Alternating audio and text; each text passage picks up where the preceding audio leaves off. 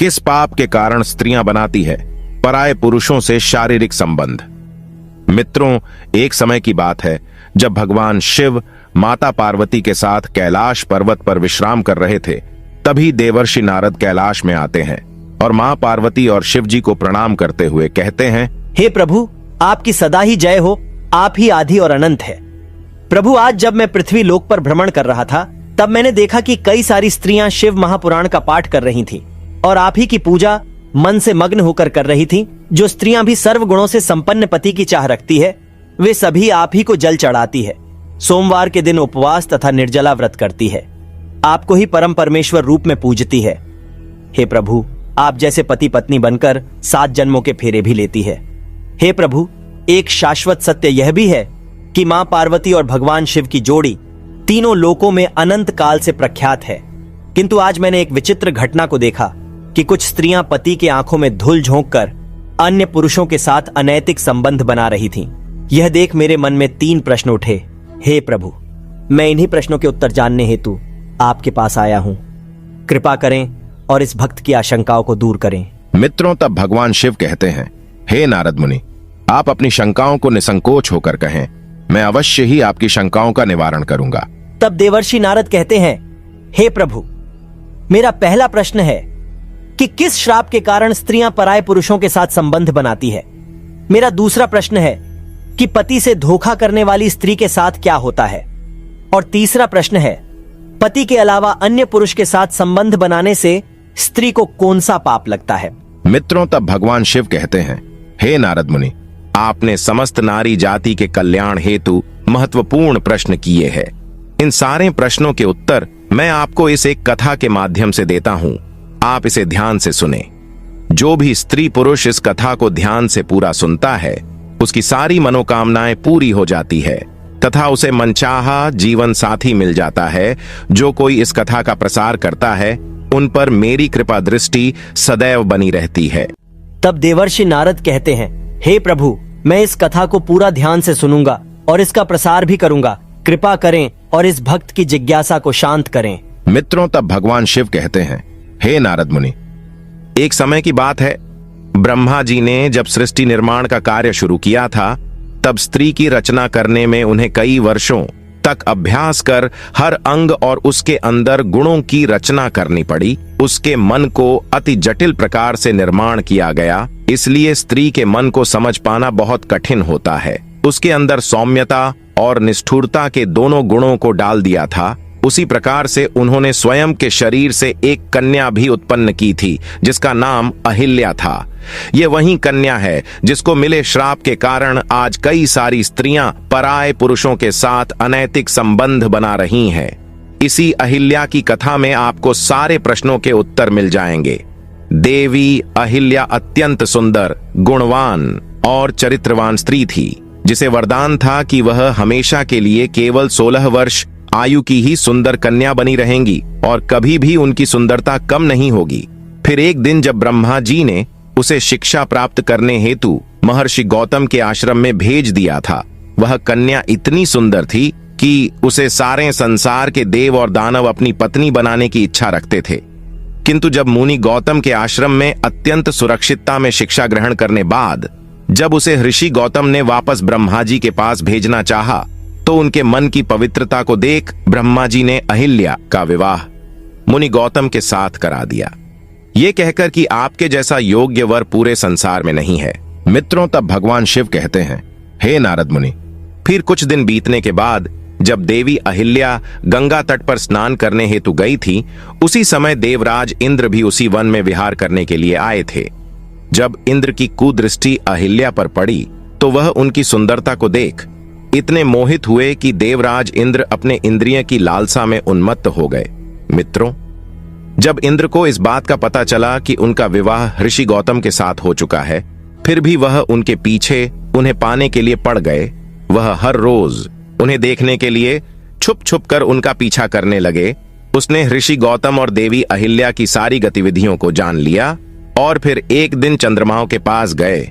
मित्रों, भगवान शिव कहते हैं, हे नारद मुनि, जब भी कोई व्यक्ति अपने मित्र का चुनाव करता है तो सबसे पहले उनके आचार विचार एक जैसे ही होते हैं।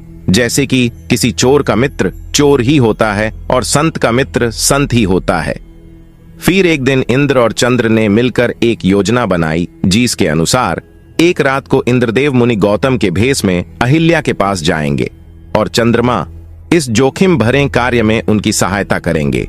हे नारद, चंद्रमा ने भी अपनी गुरु से धोखा किया था, जिसका कारण यह था कि चंद्रमा के गुरु देवगुरु बृहस्पति हैं। एक बार चंद्रमा शिक्षा हासिल करने के लिए बृहस्पति के पास गए थे।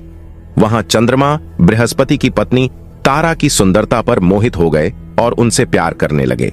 इसके बाद तारा चंद्रमा के साथ चली गईं और बृहस्पति को छोड़ दिया। चंद्रमा को भी इसके फल स्वरूप श्राप मिल चुका था। मित्रों, भगवान शिव कहते हैं, हे नारद मुनि, फिर एक दिन की बात है, देवराज इंद्र और चंद्रमा की योजना अनुसार इंद्र ने महर्षि गौतम का तथा चंद्रमा ने एक मुर्गे का रूप धारण कर लिया और वे दोनों ही ऋषि की कुटिया के पास पहुंचे।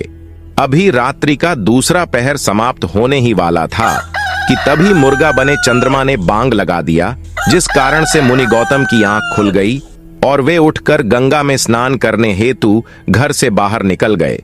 वहीं दूसरी तरफ महर्षि गौतम बने देवराज इंद्र ने अहिल्या की कुटी में प्रवेश किया।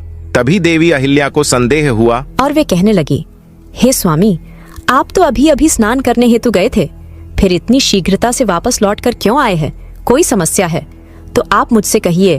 तभी मुनि रूप धारण करने वाले इंद्र बोले, हे देवी, मेरे मन में काम वासना जाग उठी है, आप इसे शांत कीजिए, फिर मैं स्नान पूजा आदि कार्य करने हेतु चला जाऊंगा। अपने पति को ऐसे व्याकुल देख देवी अहिल्या शर्माते हुए बोली, हे स्वामी, अभी तो प्रातः काल है, इस समय मुझे काम क्रीड़ा करना ठीक नहीं लगता। किंतु इंद्र ने अहिल्या को अपने पतिव्रता धर्म की कसम दिलाते हुए उन्हें शारीरिक संबंध बनाने पर मजबूर किया।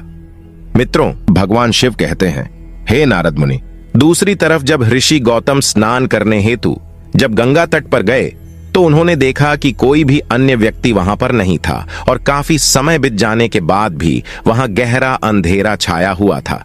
उन्हें जब किसी अनहोनी का आभास हुआ तब वे शीघ्रता से अपने घर वापस आए और उन्होंने देखा कि कोई अन्य व्यक्ति उनके जैसा भेष बनाकर उनकी ही पत्नी के साथ भोग विलास कर रहा है। ऋषि गौतम को देख अहिल्या और देवराज इंद्र अचरज में पड़ गए तथा शर्म के मारे दोनों ने झुकी नजर से अपने वस्त्र परिधान किए। तभी ऋषि गौतम को अपनी पत्नी की ऐसी हालत देख उन्हें बहुत गुस्सा आया और वे बोले, हे दुष्ट नारी, आज तुमने अपना पतिव्रता धर्म खंडित किया है। अभी इसी क्षण मैं तुम्हें त्याग देता हूं। तुम्हें अपने और पराये पुरुष में कुछ भी भेदभाव महसूस नहीं हुआ है। तुमने देवी होकर भी ऐसा घृणित और सामाजिक निंदनीय कार्य किया है। आज मैं तुम्हें और समस्त नारी जाति को यह श्राप देता हूं कि तुम कभी भी अपनी काम वासना को शांत नहीं कर पाओगी। हमेशा भोग विलास की चाह में तुम अपने धर्म को भी भूल जाओगी। मित्रों, भगवान शिव कहते हैं, हे नारद मुनि, देवी अहिल्या अपने पति के चरणों में पड़कर उनसे विनती करने लगी। वह करुण विलाप करते हुए क्षमा याचना करने लगी। फिर वे अपनी पत्नी से बोले, हे अहिल्या, तुमने आज न केवल अपने पतिव्रता धर्म को भंग किया है, बल्कि तुमने एक गुरु का भी भयंकर अपमान किया है, जिससे मुक्ति मिलना असंभव है। मित्रों, तभी देवी अहिल्या ने अपनी दिव्य शक्ति से ब्रह्मा जी का आह्वान किया, किंतु दूसरी तरफ उन्होंने श्राप देते समय बोला कि तुम्हारा शरीर हमेशा हमेशा के लिए पाषाण का बन जाएगा। मित्रों, तब भगवान शिव कहते हैं, हे नारद मुनि, उसी समय ऋषि गौतम ने जब देवराज इंद्र और चंद्र की तरफ देखा तो वे दोनों मुनि के गुस्से को देखकर स्वयं के असली रूप में आकर मुनि के चरणों में गिरकर गिड़गिड़ाने लगे। लेकिन गौतम ऋषि ने अपने कमंडल में जल उठाते हुए देवराज इंद्र को श्राप दिया कि जिस स्त्री की योनि की चाह में तुमने आज जो घृणित कार्य किया है, इसके फल स्वरूप तुम्हारे शरीर पर हजारों योनि यहां उत्पन्न हो जाएंगी। और चंद्र को भी उन्होंने श्राप दिया। मित्रों, उसी समय ब्रह्मा जी सहित अन्य देवता वहां पधारे। वे सभी होनी को तो टाल न सकें, क्योंकि मुनि श्राप दे चुके थे। जब इन सारी बातों का पता देवताओं को लगा, तब उन्होंने ऋषि गौतम से विनती की और अहिल्या के श्राप से मुक्ति का समय पूछा। तब मुनि गौतम ने बताया कि त्रेता युग में श्रीहरि के अवतार राम आएंगे और इस पाषाण रूपी मूर्ति को पैर से छूने के बाद ही वह इस पाप से मुक्त हो जाएगी। तब तक के लिए इस स्त्री की आत्मा को घोर नरक की यातनाएं भोगनी पड़ेगी। उसे यमराज द्वारा कई जन्मों तक नरक की सजाएं सारी भुगतनी पड़ेगी और उसे भोगने बाद भी उन्हें तुच्छ प्राणी की योनि में जन्म लेना पड़ेगा। मित्रों, वहीं दूसरी तरफ देवराज इंद्र के शरीर पर जब 1000 योनि या उभर आई तो सभी देवी देवता उन पर हंस हंस कर उनका उपहास करने लगे। तब इंद्र सहित सभी देवता ऋषि गौतम से इस श्राप का उपाय मांगने लगे, तो उन्होंने सभी का सम्मान करते हुए उन सारी योनियों को आंखों में बदल दिया। मित्रों, शिव जी कहते हैं, हे देवर्षि नारद, अब आपको समझ आया होगा कि आखिर किस श्राप के कारण स्त्रियां पराये पुरुषों के साथ संबंध बनाती है, और जो भी स्त्री दूसरे पुरुषों के साथ भोग विलास करती है उसे कई वर्षों तक नरक की सजाएं भोगनी पड़ती है। जो भी स्त्री अपने पतिव्रता धर्म का पालन करती है उस पर मेरा आशीर्वाद बना रहता है। अगर कोई स्त्री जाने अनजाने में यह पाप करती है तो उसे घोर नरक की सजाएं भोगनी पड़ती है और किसी भी प्रकार के व्रत, तप और उपवास का फल प्राप्त नहीं होता है। उसके सारे पुण्य कर्म शून्य हो जाते हैं। हे नारद, आपके तीसरे प्रश्न के अनुसार पति को धोखा देकर पराये पुरुष के साथ संबंध बनाने वाली स्त्रियों के सारे पुण्य समाप्त होते हैं, और जो भी पुरुष दूसरों की पत्नी के साथ जबरदस्ती या मजबूरी में गलत कर्म पाप करता है उसे भी मृत्यु के बाद नरक में ही जाना पड़ता है और अगले जन्म में उस पुरुष को किन्नर की योनि प्राप्त होती है। जो भी स्त्री या पुरुष अपने जीवन साथी के साथ छल पूर्वक व्यवहार करते हैं उन्हें भी कई प्रकार के कष्ट भोगने पड़ते हैं। हे नारद, अब मैंने आपके सारे प्रश्नों के उत्तर दिए हैं। तब देवर्षि नारद कहते हैं, हे प्रभु, आज मैं धन्य हो गया हूं। तो मित्रों, आशा करते हैं आपको ये कथा अवश्य ही पसंद आई होगी। तो कमेंट में सच्ची श्रद्धा से हर हर महादेव अवश्य लिखें। साथ ही चैनल को सब्सक्राइब करना ना भूलिए। आप सभी का धन्यवाद।